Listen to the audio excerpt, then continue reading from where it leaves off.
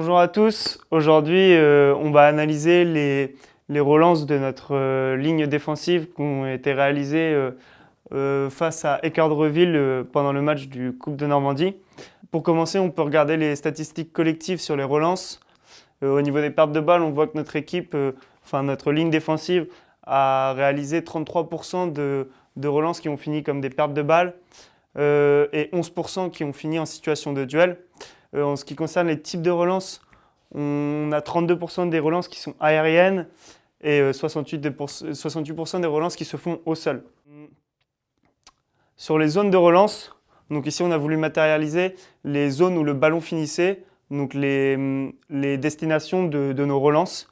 Il faut savoir que nos relances, on a étudié les relances qui partaient de notre moitié de terrain, donc de notre ligne défensive, et on voit qu'on a joué beaucoup au centre. Donc dans leur bloc défensif à eux, c'était là où ils étaient très présents défensivement, un bloc très compact au centre.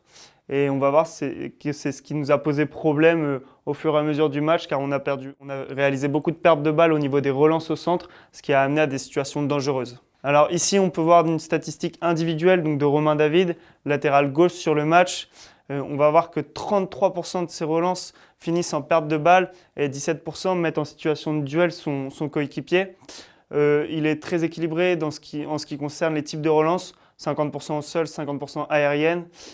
Les destinations de ces relances vont se faire principalement sur son côté gauche. C'est un joueur qui aime bien réaliser des relances côté-côté. Et on va voir qu'il trouve également un petit peu de relances dans l'axe, toujours dans leur regroupement défensif. Une nouvelle statistique individuelle, Simon Audron, défenseur central gauche sur ce match.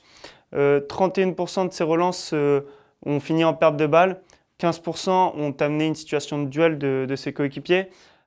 C'est un joueur qui a beaucoup joué dans l'axe, donc dans leur bloc, ce qui a amené beaucoup de pertes de balles. Il va jouer que 8% de ses relances, il va réaliser que 8% de ses relances dans les airs. En ce qui concerne ses zones de relance, donc comme dit précédemment, on voit qu'il joue énormément dans l'axe, donc dans leur bloc, ce qui a amené beaucoup de pertes de balles et de situations dangereuses par la suite. Alors Julué ici, on peut voir que 37% de ses relances finissent en perte de balles, 21% mettent son coéquipier en situation de duel. Il est assez équilibré dans le style de relance.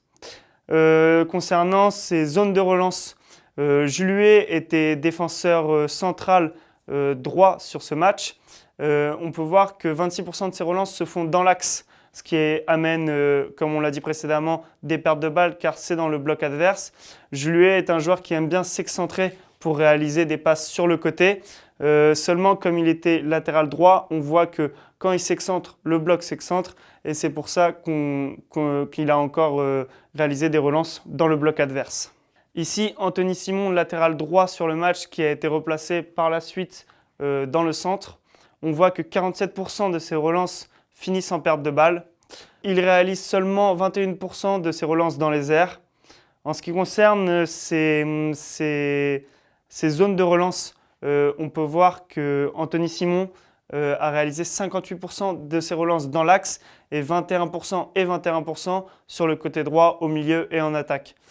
Comme il a été repositionné dans l'axe, c'est sûrement pour cela que 58% de ses ballons sont destinés à l'axe, mais on voit encore qu'il joue dans le bloc défensif, dans le bloc adverse. C'est pour ça qu'on a eu beaucoup de pertes de balles et que ce qui nous a amené à des situations dangereuses. Le bilan qu'on peut réaliser de nos statistiques au niveau des relances, c'est que nos relances ont été faites constamment dans le bloc adverse, ce qui a pu amener à beaucoup de pertes de balles et beaucoup de situations dangereuses qu'on va pouvoir observer ensuite à la vidéo, notamment le 4e but que nous encaissons.